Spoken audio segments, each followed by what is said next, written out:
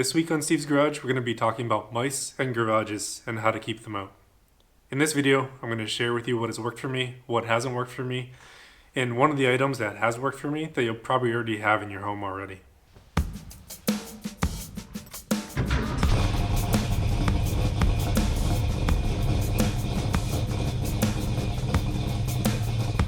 We all want to keep mice out of our garage because they're going to cause damage to your vehicles or anything else that you're keeping in your garage.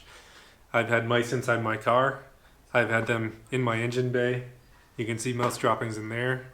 The car started to smell from the mice that have been living in there. They've eaten away the hood insulation of the car. They've eaten away the windshield washer line, so I had to get that fixed before I went to get an inspection.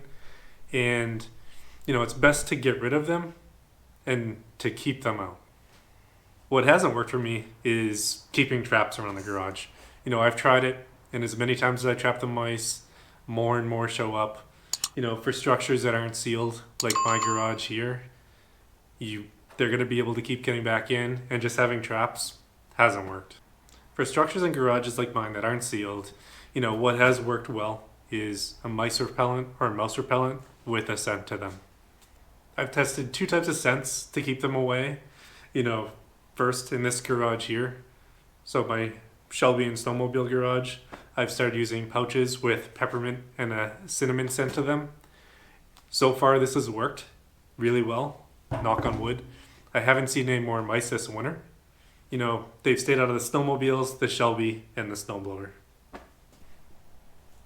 For my second garage, what I really started trying to do is, from something I read online, is using dryer sheets.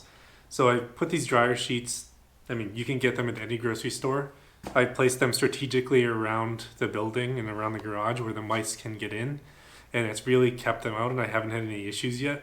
I put one on each side of the door, as well as anywhere where they could potentially get into the room. You should look for any cracks and crevices, as well as any areas where there's going to be doors that there's going to be an opening where they can get in. I'd start by doing the dryer sheet test. I've set them up. I'd set them up where you think the mice are getting in. If that doesn't work, go to Amazon and purchase a product that has a mouse repelling scent to them. The peppermint and cinnamon scent has really worked well for me in this garage here.